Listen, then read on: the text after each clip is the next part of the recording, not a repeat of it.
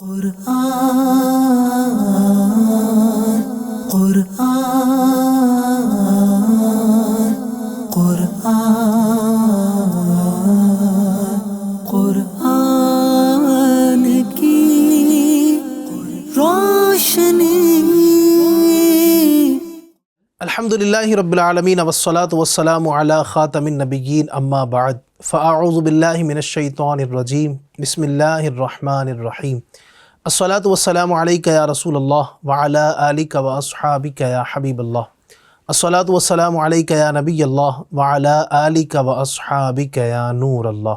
اللہ پاک کے آخری نبی حضرت مکی مدنی رسول عربی صلی اللہ تعالی علیہ وآلہ وسلم نے ارشاد فرمایا ہے، قیامت کے دن لوگوں میں میرے سب سے زیادہ نزدیک وہ ہوگا جو مجھ پر زیادہ درود پاک پڑھنے والا ہوگا۔ صلو علی الحبیب صلی اللہ تعالی علی محمد وعلی آلہ وصحبہ وبارک وسلم۔ ایف جی این چینل کے ناظرین، پروگرام نور قرآن میں خوش آمدید، مرحبا، ویلکم۔ اللہ آپ کو شاد رکھے، آباد رکھے۔ آئیے پروگرام میں آج بھی کچھ قرآن پاک کی آیتیں، ان کا ترجمہ اور آسان تفسیر صراط الجنان سے کچھ مدنی پھول آپ کے سامنے پیش کرتا ہوں۔ توجہ کے ساتھ آخر تک ہمارے ساتھ رہیے اور نور قرآن سے اپنے سینوں کو منور اور مجلہ کیجیے۔ اعوذ باللہ من الشیطان الرجیم، بسم اللہ الرحمن الرحیم۔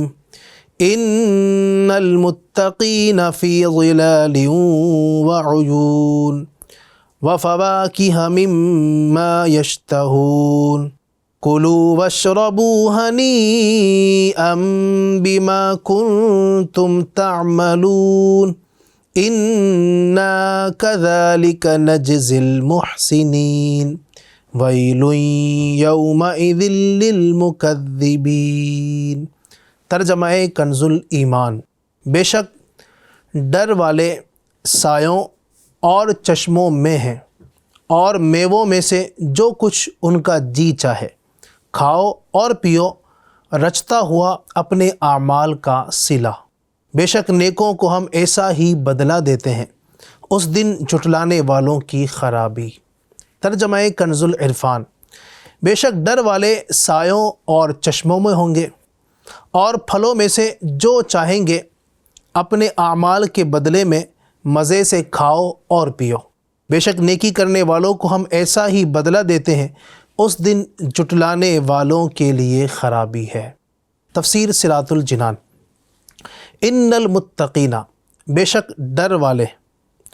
قیامت کے دن اللہ تبارک و تعالیٰ کا انکار کرنے والوں پر آنے والے مختلف عذابات اور اس دن ان کی ہونے والی رسوائیاں بیان کرنے کے بعد اب اہل ایمان کو ملنے والی نعمتوں کو بیان کیا جا رہا ہے۔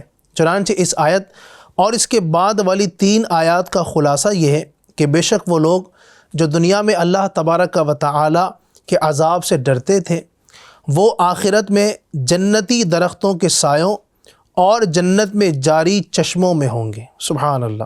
اور جن پھلوں میں سے ان کا جی چاہے گا اس سے لذت اٹھائیں گے، اور جنتیوں سے کہا جائے گا کہ اپنے نیک اعمال کے بدلے میں جو تم نے دنیا میں کیے تھے، مزے سے ایسی لذیذ اور خالص چیزیں کھاؤ اور پیو جن کا ذرا سا بھی طبعی طور پر نقصان کا شائبہ تک نہیں۔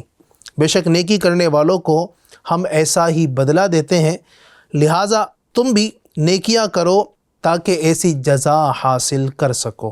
وفواکہ مما یشتہون، اور پھلوں میں سے جو وہ چاہیں گے۔ اس آیت سے ثابت ہوا کہ اہل جنت کو دنیاوی زندگی کے برخلاف ان کی مرضی کے مطابق جنتی نعمتیں ملیں گی، جبکہ دنیا میں آدمی کو جو میسر ہوتا ہے اسی پر اسے راضی ہونا پڑتا ہے۔ ویل یومئذ للمکذبین، اس دن جھٹلانے والوں کے لیے خرابی ہے۔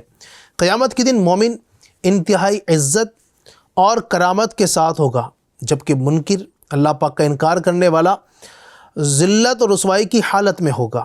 جب وہ مومن کی انتہائی عزت و کرامت دیکھے گا تو اس کی حسرت بڑھ جائے گی اور اس کے غم اور زیادہ ہو جائیں گے، اور یہ بھی روحانی طور پر ایک عذاب ہے، اس لیے یہاں فرمایا گیا کہ اس دن جھٹلانے والوں کے لیے خرابی ہے۔ کُلُوا وَتَمَتَّعُوا قَلِيلًا إِنَّكُمْ مُجْرِمُونَ۔ وَيْلٌ يَوْمَئِذٍ لِّلْمُكَذِّبِينَ۔ ترجمہ کنز الایمان، کچھ دن کھا لو اور برت لو، ضرور تم مجرم ہو، اس دن جھٹلانے والوں کی خرابی۔ ترجمہ کنز العرفان، تم بھی دنیا میں کچھ دن کھا لو اور فائدہ اٹھا لو، بے شک تم مجرم ہو، اس دن جھٹلانے والوں کے لیے خرابی ہے۔ تفسیر، کلو، کھا لو۔ اللہ تبارک و تعالی نے سرزنش کرنے کے طور پر منکرین کو مخاطب کر کے فرمایا کہ اے دنیا میں جھٹلانے والو، تم دنیا میں کچھ دن کھا لو اور اپنی موت کے وقت تک فائدہ اٹھا لو، بے شک تم مجرم اور منکر ہو اور دائمی عذاب کے مستحق ہو۔ وَيْلٌ يَوْمَئِذٍ لِّلْمُكَذِّبِينَ، اس دن جھٹلانے والوں کے لیے خرابی ہے، یعنی قیامت کے دن جھٹلانے والوں کے لیے خرابی ہے، کیونکہ انہوں نے عارضی چیزوں سے فائدہ اٹھا کر اپنی جانوں کو دائمی عذاب کے لیے پیش کر دیا۔ وَإِذَا قِيلَ لَهُمُ ارْكَعُوا لَا يَرْكَعُونَ وَيْلٌ يَوْمَئِذٍ لِّلْمُكَذِّبِينَ فَبِأَيِّ حَدِيثٍ بَعْدَهُ يُؤْمِنُونَ۔ ترجمہ کنز الایمان، اور جب ان سے کہا جائے کہ نماز پڑھو تو نہیں پڑھتے، اس دن جھٹلانے والوں کی خرابی، پھر اس کے بعد کون سی بات پر ایمان لائیں گے۔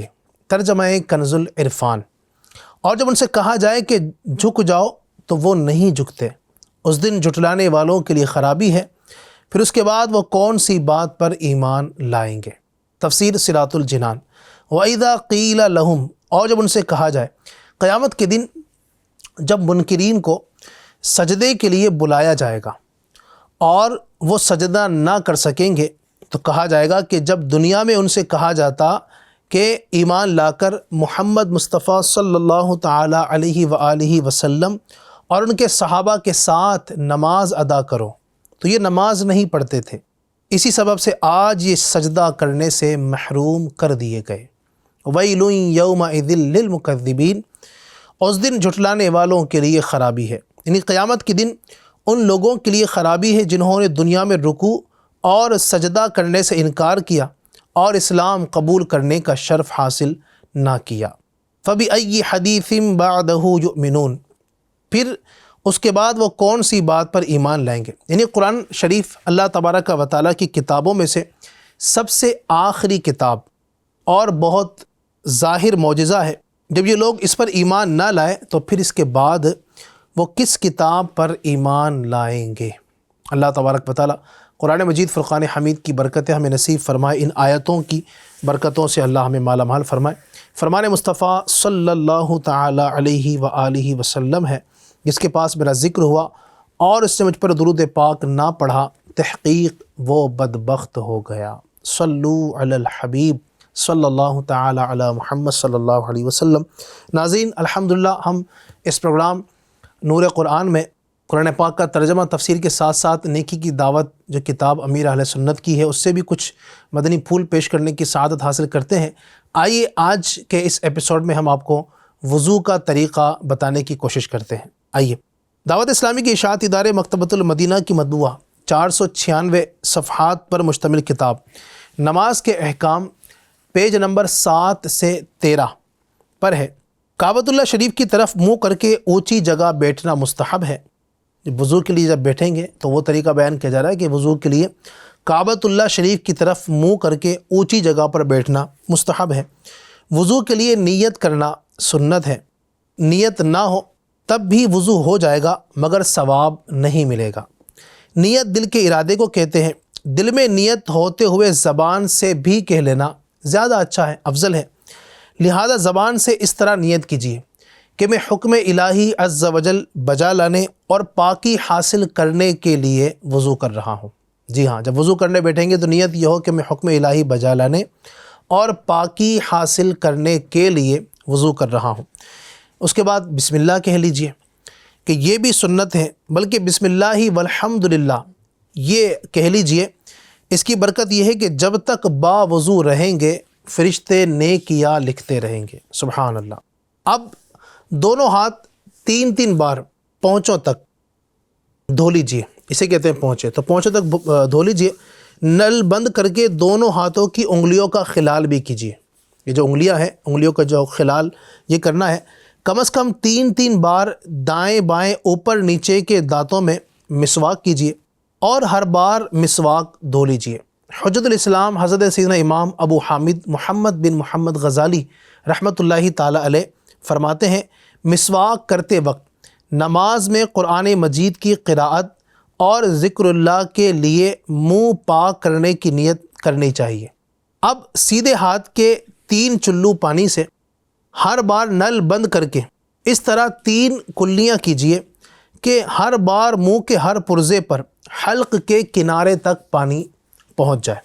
اگر روزہ نہ ہو تو غرغرہ بھی کر لیجیے۔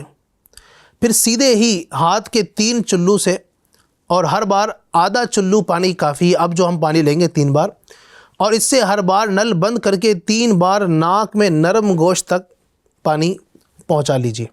اور اگر روزہ نہ ہو تو ناک کی جڑ تک پانی پہنچائیے۔ اب نل بند کر کے الٹے ہاتھ سے ناک صاف کیجیے۔ ناک میں پانی ڈالنا ہے سیدھے ہاتھ سے، آدھا چلو کافی ہے، چھوٹی سی ناک ہے تو آدھا چلو پانی بھر لینا ہی کافی ہے۔ بعض لوگ جو ہے وہ اب ناک میں پانی ڈالنے کے لیے بھی پورا ہاتھ بھر لیتے ہیں، اتنا پانی ضروری نہیں ہوتا ہے، چھوٹی سی ناک ہے تو آدھا چلو بھی ہم ڈال کے کریں گے تو پانی وہاں تک پہنچ جائے گا۔ اس کے بعد اب ناک صاف کرنے کے لیے الٹے ہاتھ کا ہمیں یوز کرنا ہوگا، ٹھیک ہے؟ تو ناک صاف کیجئے اور چھوٹی انگلی ناک کے سوراخوں میں ڈالیے 3 بار۔ اب سارا چہرہ اس طرح دھوئیے کہ جہاں سے عادتاً سر کے بال اگنا شروع ہوتے ہیں وہاں سے لے کر تھوڑی کے نیچے تک، اور ایک کان کی لو سے دوسرے کان کی لو تک ہر جگہ پانی بہہ جائے۔ اگر داڑھی ہے اور احرام باندھے ہوئے نہیں ہے تو نل بند کرنے کے بعد اس طرح خلال کیجئے کہ انگلیوں کو آگے کی طرف سے داخل کر کے سامنے کی طرف نکالیے۔ پھر پہلے سیدھا ہاتھ انگلیوں کے سرے سے دھونا شروع کیجئے۔ ہاتھ دھو چکے ہیں، یعنی ہم چہرہ دھو چکے ہیں، اب چہرہ دھونے کے بعد وضو کے اندر ہاتھ دھویا جاتا ہے تو ہاتھ کس انداز سے دھوئیں گے؟ فرمایا گیا کہ اب پہلے سیدھا ہاتھ انگلیوں کے سرے سے شروع کر کے دھونا شروع کر دیے اور کوہنیوں تک 3 بار دھونا ہے۔ اسی طرح پھر الٹا ہاتھ بھی دھونا ہے۔ دونوں ہاتھ آدھے بازو تک دھونا یہ مستحب ہے، یعنی تھوڑا کوہنیوں کے بھی اوپر اگر آدھے بازو تک آپ دھو لیں گے تو زیادہ انشاءاللہ برکتیں نصیب ہوں گی۔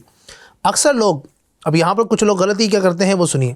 اکثر لوگ چلو میں پانی لے کر پونچے سے 3 بار چھوڑ دیتے ہیں کہ کوہنی تک بہتا چلا جائے۔ ہاتھ میں چل لیتے ہیں پانی اور یوں کر کے چھوڑ دیتے ہیں، ہاتھ دھونے کے لیے یوں کر کے چھوڑ دیتے ہیں۔ اس طرح کرنے سے کوہنی اور کلائی کی کروٹوں پر پانی نہ پہنچنے کا قوی اندیشہ ہوتا ہے، لہٰذا بیان کردہ طریقے پر ہاتھ دھوئیے۔ اب چلو بھر کر کوہنی تک پانی بہانے کی حاجت نہیں۔ بعض لوگ یہ ہوتا ہے کہ اب ہاتھ دھونے کے بعد پھر سے وہ پانی ڈالتے ہیں تو اب اس کی حاجت نہیں، ہاتھ دھل چکے ہیں تو یہ 3 بار اس طرح کرنا، ہاتھ میں پانی لے کر یہ پانی کا بلا وجہ ضائع کرنا ہے تو اس کی اب حاجت نہیں ہے۔ صحیح اجازت کے ایسا کرنا اسراف میں بھی داخل ہوگا۔ اب نل بند کر کے سر کا مسح کرنا ہے، ٹھیک ہے؟ سر کا مسح کرنے کے لیے بعض اوقات ہوتا ہے کہ اب ہاتھ دھونے کے بعد سر کا مسح کے لیے پانی لیا، اس کے بعد نل چل رہا ہے تو پانی بہتا جا رہا ہے اور جناب وہ سر پہ مسح کر رہے ہیں اور ہاتھ اوپر سر پہ چل رہا ہے، پانی بہتا ہی چلا جا رہا ہے۔ اس وقت پانی بہانے کی حاجت نہیں ہے، آپ نے ایک ہاتھ میں پانی لیا، نل ایک ہاتھ سے بند کر دیا، اب سر کا مسح کریں۔ تو سر کا مسح کرنے کا طریقہ یہ ہے کہ دونوں انگوٹھوں اور کلمے کی انگلیوں کو چھوڑ کر دونوں ہاتھ کی 3 انگلیوں کے سرے ایک دوسرے سے ملا لیجئے۔ یہ دونوں انگوٹھے اور کلمے کی انگلیاں، ان دونوں کو چھوڑ کر باقی 3 انگلیاں جو بچی ہیں ان کو ملا لیجئے، ٹھیک ہے؟ اور ایک دوسرے سے ملانے کے بعد پیشانی کے بال یا کھال پر رکھ کر کھینچتے ہوئے گدی کی طرف لے کر جانا ہے۔ پیشانی کے جو بال ہیں یا جو کھال ہے یہاں سے رکھ کر کے کھینچتے ہوئے گدے کی طرف اس طرح لے کر جائیے کہ ہتھیلیاں یہ سر سے جدا رہیں۔ پھر گدی سے ہتھیلیاں کھینچتے ہوئے پیشانی کی طرف لائیے، یعنی یوں لے کر گئے تھے رکھ کر کے پیچھے، اب یوں آگے کی طرف لانا ہے، ٹھیک ہے؟ ان گدی اس کی طرف لانا ہے ہمیں۔ گدی سے ہتھیلیاں کھینچتے ہوئے پیشانی کی طرف لے کر آئیے۔ کلمے کی انگلیاں اور انگوٹھے اس دوران سر پر بالکل بھی ٹچ نہ ہوں، ٹھیک ہے؟ پھر کلمے کی انگلیوں سے کانوں کے اندرونی سطح کا اور انگوٹھوں سے کانوں کے باہری سطح کا، جو کان کے باہر کا حصہ ہے اس کا مسح کیجیے، اور چھنگلیاں یعنی چھوٹی انگلیاں کانوں کے سوراخوں میں داخل کر لیجئے۔ اس انداز سے سب کا یہ مسح ہو جائے گا۔ اور اب جو ہاتھوں کے جو پیچھے کا حصہ ہے یہ، اس کا کیا کرنا ہے، اب انگلیوں کی پشت سے گردن کے پیچھے کا حصہ کر لیجئے، یہ آپ کا مسح مکمل ہو گیا۔ اب بعض لوگ مزید کیا کرتے ہیں، بعض لوگ گلے کا اور دھلے ہوئے ہاتھوں کی کوہنیوں اور کلائیوں کا مسح کرتے ہیں، یہ سنت نہیں۔ گردن کا مسح کرنا ہے، بعض لوگ گلے تک لے آتے ہیں، یہ صحیح نہیں ہے۔ اس کے بعد پھر جو ہاتھ دھل چکے ہیں اس کا مسح کر رہے ہوتے ہیں، تو یہ اس کی اب حاجت نہیں ہے۔ تو آپ نے گردن کا مسح کیا، یہاں تک آپ کا مسح مکمل ہو چکا ہے، آگے مزید بڑھانے کی حاجت نہیں۔ تو یہ اس کا خاص خیال رکھا جائے۔ اب سر کا مسح کرنے سے قبل ٹوٹی اچھی طرح بند کرنے کی عادت بنا لیجئے۔ بلا وجہ نل کھلا چھوڑ دینا یا ادھورا بند کرنا کہ پانی ٹپک کر ضائع ہوتا رہے، یہ اسراف اور گناہ میں داخل ہے۔ اب یہ آپ کا مسح ہو گیا۔ اس کے بعد پاؤں دھونا ہے، پہلے سیدھا پھر الٹا پاؤں، ہر بار انگلیوں سے شروع کر کے ٹخنوں کے اوپر تک، بلکہ مستحب ہے کہ آدھی پنڈلی تک 3 بار دھو لیجیے۔ دونوں پاؤں کی انگلیوں کا خلال کرنا سنت ہے۔ اس کا مستحب طریقہ یہ ہے کہ الٹے ہاتھ کی چھنگلیاں، جو سب سے چھوٹی انگلی ہے، اس سے سیدھے پاؤں کی جو سب سے چھوٹی انگلی ہے وہاں سے خلال کرنا اسٹارٹ کیجیے، اور خلال کرتے ہوئے سیدھے پاؤں کے انگوٹھے پر ختم کیجیے۔ اس کے بعد الٹے پاؤں کے انگوٹھے سے شروع کر کے الٹے پاؤں کی جو سب سے چھوٹی انگلی ہے وہاں تک خلال کو لے جا کر ختم کیجیے، اور الٹے ہی ہاتھ کی چھنگلیاں سے اس طرح سے خلال ہمیں ختم کرنا ہے۔ حجت الاسلام امام غزالی رحمۃ اللہ تعالی علیہ فرماتے ہیں، ہر عضو دھوتے وقت یہ امید کرتا رہے کہ میرے اس عضو کے گناہ نکل رہے ہیں۔ سبحان اللہ۔ اللہ تبارک و تعالی ہمیں صحیح انداز سے جو طریقہ بیان کیا گیا ہے، یہ وضو کا طریقہ اپنانے اور گناہوں سے بچتے ہوئے، اسراف سے بچتے ہوئے، اللہ تبارک و تعالی ہمیں وضو کی یہ مبارک جو عبادت ہے اس کو بجانے کی توفیق عطا فرمائے۔ آمین بجاہ النبی الامین صلی اللہ علیہ وسلم۔ یا الہی رحم فرما مصطفیٰ کے واسطے، یا رسول اللہ کرم کیجے خدا کے واسطے، مشکل حل کر شہ مشکل کشا کے واسطے، کربلائے رد شہید کربلا کے واسطے، سید سجاد کے صدقے میں ساجد رکھ مجھے، علم حق دے باقر علم خدا کے واسطے، صدق صادق کا تصدق صادق الاسلام کر، بے غضب راضی ہو کاظم اور رضا کے واسطے، مہر معروف و سری معروف دے بے خود سری، جند حق میں گن جنید باصفا کے واسطے، بہر شبلی شیر حق دنیا کے کتوں سے بچا، ایک کارک عبد واحد بیریا کے واسطے، بلفرح کا صدقہ کر غم کو فرح دے، حسن و سعاد بلحسن اور بو سعید سعد زا کے واسطے، قادری کر قادری رکھ قادریوں میں اٹھا، قدر عبد القادر قدرت نما کے واسطے، احسن اللہ لہم رزقا سے دے رزق حسن، بندہ رزاق تاج الاسفیاء کے واسطے، نصر بھی صالح کا صدقہ صالح و منصور رکھ دے، حیات دین محیے جا فضا کے واسطے، طور عرفان و علو و حمد و حسنہ و بہا دے، علی موسیٰ حسن احمد بہا کے واسطے، بہر ابراہیم مجھ پر نار غم گلزار کر، بھیک دے داتا بھکاری بادشاہ کے واسطے، خانہ دل کو ضیا دے روح ایمان کو جمال، شازیہ مولا جمال الاولیاء کے واسطے، دے محمد کے لیے رو روزے کا رحمت کے لیے، خوان فضل اللہ سے حصہ گدا کے واسطے، دین و دنیا کے مجھے برکات دے، برکات سے عشق حق دے، عشق عشق انتما کے واسطے، حب اہل بیت دے آل محمد کے لیے، کر شہید عشق حمزہ پیشوا کے واسطے، دل کو اچھا تن کو ستھرا جان کو پر نور کر، اچھے پیارے شمس دی بدر العلا کے واسطے، دو جہاں میں خادم آل رسول اللہ کر، حضرت آل رسول مقتدی کے واسطے، کر عطا احمد رضا احمد مرسل مجھے، میرے مولا حضرت احمد رضا کے واسطے، پرزیاں کر میرا چہرہ حشر میں اے کبریا، شاہ ضیاء الدین پیر باصفا کے واسطے، احینا فی الدین والدنیا سلام بالسلام، قادری عبد السلام خوش ادا کے واسطے، عشق احمد میں عطا کر چشم تر سوزے جگر، یا خدا الیاس کو احمد رضا کے واسطے، صدقہ ان اعیا کدے چھے عین عز علم و عمل، عفو عرفا عافیت اس بے نوا کے واسطے۔ یا اللہ پاک ان مشایخ کرام کی برکت سے ہم سب کا سینہ مدینہ بنا، ہمارے تمام صغیرہ کبیرہ گناہوں کو معاف فرما، آمین بجاہ النبی الامین صلی اللہ تعالی علیہ وسلم برحمتک یا ارحم الراحمین۔ قرآن